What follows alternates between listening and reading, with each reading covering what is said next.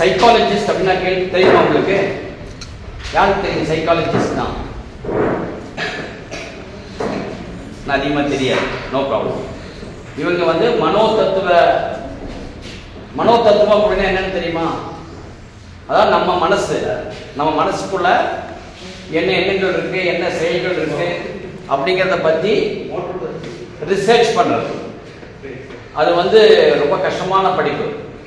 மற்ற சப்ஜெக்ட்லாம் இப்போ English, Tamil, maths, சயின்ஸ்லாம் படிக்கிறோம், மனப்பாடம் பண்ணுறோம், பரீட்சை எழுதுகிறோம், மார்க் வாங்குறோம். சைக்காலஜிங்கிறது என்னன்னா உங்கள் மனசுக்குள்ள நீங்கள் என்ன நினைக்கிறீங்கிறத கண்டு மன ரீதியான பிரச்சனைகள் குழந்தைங்களுக்கு எவ்வளவு இருக்கு, இதுலேருந்து நீங்கள் மீண்டு வர்றதுக்கு என்ன மாதிரி மெத்தடாலஜியை நீங்கள் ஃபாலோ பண்ணலாம் அப்படிங்கிற மாதிரி ஒரு அவேர்னஸ் ப்ரோக்ராம் தான் அவங்க சார் வந்து இப்போ உங்களுக்கு கொடுக்க போகிறாங்க. நீங்கள் அவங்களோட பேசலாம், அதுக்கப்புறம் இன்ட்ராக்ட் பண்ணலாம். அவங்க சார் சொல்கிற சஜஷன்ஸ் கேட்டுக்குங்க, அவங்களோட நீங்கள் என்ன பண்ணுங்கள், you can make an interaction. Okay, அவங்க வந்து வெல் எக்ஸ்பீரியன்ஸ், கிட்டத்தட்ட 35 ஆண்டுகளுக்கு மேலே லட்சக்கணக்கான பேரை பார்த்துருக்காங்க. ரெண்டாவது நானும் சாரும் ஒரு 20 வருஷங்களா ஒவ்வொரு பள்ளிகளையும் போய் 10th, 11th, 12th teachers, parents, teachers, parents அவங்களுக்கு வந்து அவேர்னஸ் கொடுத்துருக்கோம். அது அந்த சைடு நீங்க பாருங்க. ஸோ அந்த அவேர்னஸ் வந்து எல்லா இடங்களையும் கொடுத்துட்டு இருந்தோம். இப்போ முதல் முறையாக உங்களுக்கு வந்து நீங்கள் இந்த மாதிரி வாய்ப்புகள் உங்களுக்கு கிடைக்காது. சைக்காலஜிஸ்ட் நீங்கள் பார்க்கறதுங்கிறது ரொம்ப கஷ்டம். இப்போ உடுமலைப்பட்டிலன்னா அப்படி யாருமே கிடையாது. ஸோ அவங்க வந்து அவங்களுடைய நேரத்தை டைமை ஸ்பெண்ட் பண்ணி அவங்க வந்திருக்காங்க. அதே போல் அவங்க பிரியா அப்படின்னு சொல்லிட்டு she is also A psychologist. அவங்களும் ஒரு மனோதத்துவ டாக்டர். அவங்க வந்து இளம் தலைமுறைக்கு ஏற்படுகின்ற ப்ராப்ளம்ஸ் பற்றி நிறைய அவங்க ஆயிரக்கணக்கான மாணவிகளிடத்தை அவங்க நிறைய இன்ட்ராக்ட் பண்ணியிருக்காங்க. ஸோ அதனால் அவங்களுடைய உங்களுக்கு இன்ட்ராக்ஷனும் வந்து உங்களுக்கு பெரிய அளவில் சப்போர்ட்டிவாக இருக்கும். நம்மளுக்கு எல்லாம் மனசு இருக்கா? எங்க இருக்குது மனசு? பக்கத்துல. சரி, இப்போ நீங்க ஒன்று செய்யணும்னா எப்படி செய்வீங்க? யோசிச்சு. அந்த யோசிக்கிறதுக்கு எந்த தகவல் சேமிச்சு வச்சீங்க? அறிவு. அந்த அறிவு எங்க இருந்து வந்துச்சு நம்மளுக்கெல்லாம்? பிரெயின்ல இருந்து. அந்த பிரெயினுக்கு எப்படி அறிவு போச்சு தெரியுமா?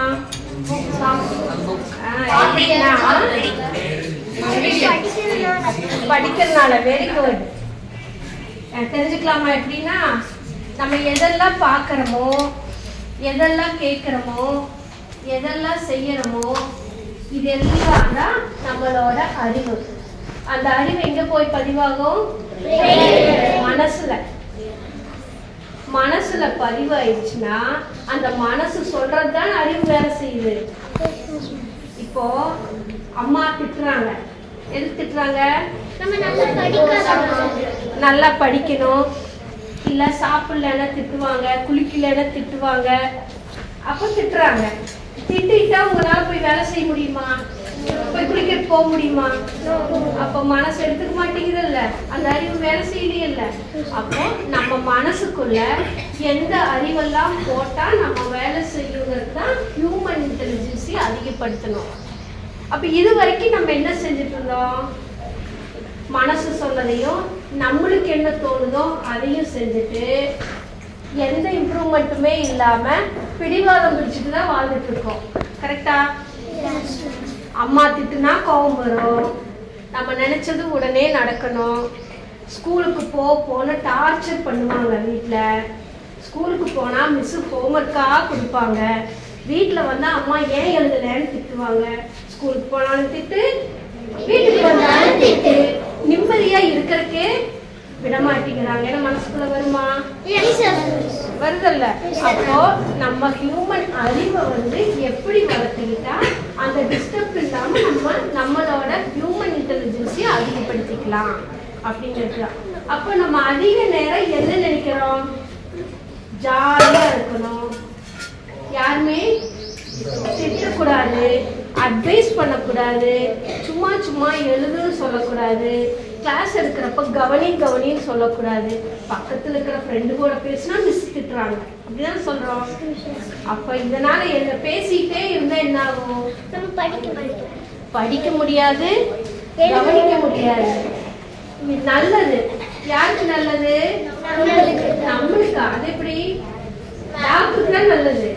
நீங்க தொடர்ந்து பேசிக்கிட்டே இருக்கீங்க, மிஸ் கிளாஸ் எடுக்கிறப்ப நீங்க பேசிக்கிட்டே இருக்கிறீங்கன்னா டாக்டருக்கு நல்லது. எப்படின்னு சொல்லுங்க பார்க்கலாம். ஏன்னா மிஸ் எடுக்கிறத உங்களால கவனிக்க முடியாது, கேட்க முடியாது. நீங்க பேசிக்கிட்டே இருக்கிறதுனால பக்கத்துல இருக்கிறவங்க கேட்டு கேட்டு அவங்க காது போயிடும். காது டாக்டருக்கு நல்லதா? நீங்க கவனிக்க முடியாம இருக்கிறதுனால உங்களால எக்ஸாம் எழுத முடியாது. அப்ப என்ன பண்ணுவீங்க? தலைவலிக்கும், சாப்பிட முடியாது, தூக்கம் வராது, டயர்ட் ஆயிடும். டாக்டருக்கு நல்லதா? எங்க போவோம்? டாக்டருக்கு தான் போவோம். அப்போ நம்ம மிஸ் கிளாஸ் எடுத்தாலோ யாராவது ஒரு இந்த மாதிரி ஒரு ப்ரோக்ராமுக்கெல்லாம் போறீங்கன்னா ரிசீவ் பண்ணுங்க. என்ன பேசுறாங்க, என்ன சொல்றாங்க, எப்படி நம்ம என்ன செஞ்சுட்டு இருக்கோம், இனிமேல் எப்படியெல்லாம் நம்மளை மாத்திக்கலாம் அப்படின்னு ஒர்க் பண்ணோம்னா நம்ம டெவலப் ஆயிடலாம். கரெக்டா? இப்போ ரொம்ப பேருக்கு பசியே இருக்காது, சாப்பிடணுன்னே தோணாது. ஆனா ஹோட்டலுக்கு போனா சாப்பிட தோணும். கரெக்டா? எத்தனை பேருக்கு அப்படி இருக்கு? வீட்டுல சமைக்கிற சாப்பாடே பிடிக்காது. வெரி குட், எல்லாம் ஓப்பனா சொல்றீங்க, நல்ல பிள்ளைங்க நீங்கெல்லாம்.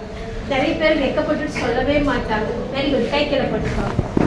அப்போ வீட்டு உணவு ஏன் பிடிக்கலன்னா நம்மளுக்கு பிடிச்ச மாதிரி இல்லை. எப்ப பாரு நம்மளை குறை சொல்லிக்கிட்டே இருக்கிறாங்க, திட்டிக்கிட்டே இருக்கிறாங்க, அதனால சாப்பாடு பிடிக்கல.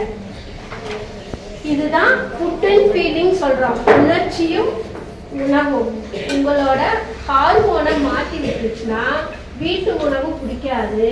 ரெஸ்டாரண்ட்ல செய்யல அந்த காஸ்ட்லி உணவு, அந்த டேஸ்ட் உங்களுக்கு பிடிச்சிடும். நல்ல காரசாரமா, ஸ்பைசியா, கிராண்டா, டெக்கரேட்டா பண்ண உணவு உங்களுக்கு பிடிச்சி போயிடும். அப்ப டாக்டருக்கு நல்லது தானே? அப்போ நம்மளோட ஹியூமன் இன்டெலிஜென்ஸிய ஒருத்தர் நம்மள அம்மாவோ அப்பாவோ டீச்சர்ஸோ திட்டுறாங்கன்னா ஏன் திட்டுனாங்க அப்படின்னு சொல்லி நம்ம என்ன தவறு செஞ்சோன்னு நம்ம யோசிக்கணும். இனிமேல் திட்டுனாங்கன்னா பக்கத்துல இருக்கிற ஃப்ரெண்டு கிட்ட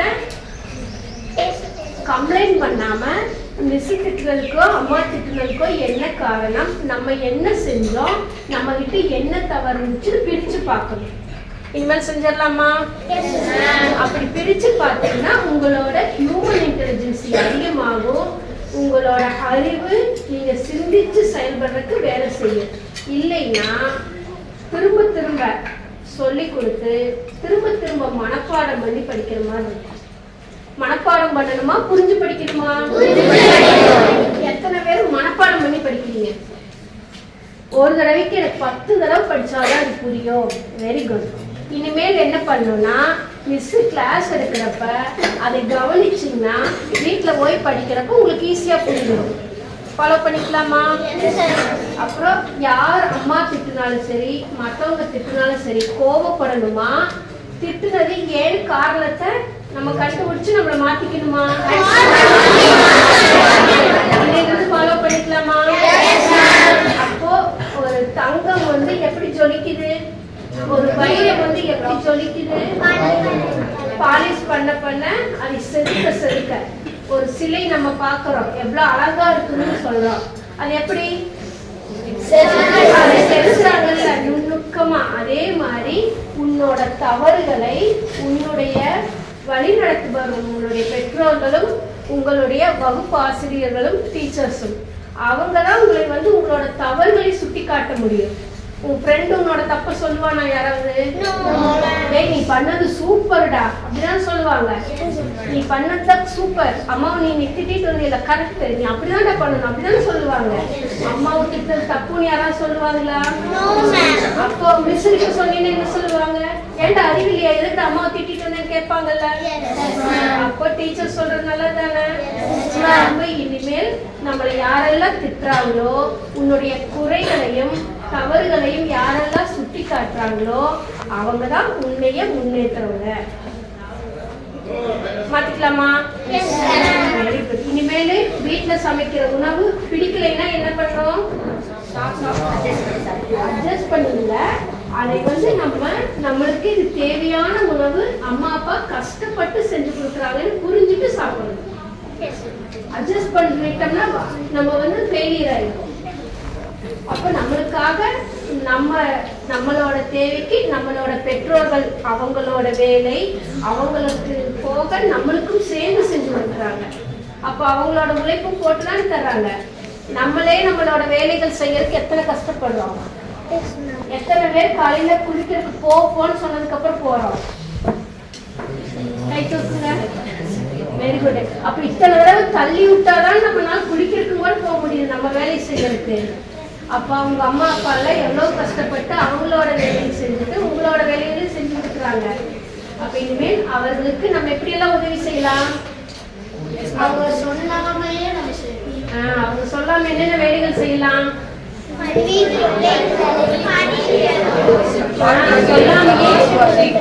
படிக்கணும். ஆர்வத்தோட நம்மளே வீட்டுக்கு போனோடனே ஃப்ரெஷ் ஆயிட்டு நம்மளே புத்தகம் எடுத்து வச்சு நம்ம படிக்கிறத கொஞ்சம் கொஞ்சமா ஆரம்பிச்சோம்னா சீக்கிரமா கத்துக்கலாம். சொல்லாமலே குளிக்க போகணும்.